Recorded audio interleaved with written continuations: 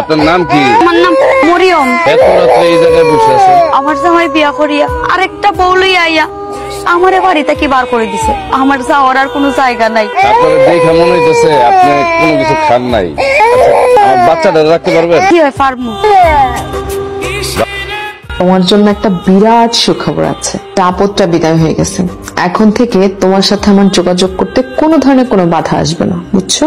এই বাচ্চাটা নিয়ে যে আমি চরম ভুল করছি সেটা আমি হারে টের পাচ্ছি। না হলে আমার কোনো পিছুটানি থাকতো না। কালকে কখন দেখা হবে তোমার সাথে? তুমি চাইলে কিন্তু বাসাও চলে আসতে পারো। এখন তো আমি খোলা আকাশে পাখির মতো।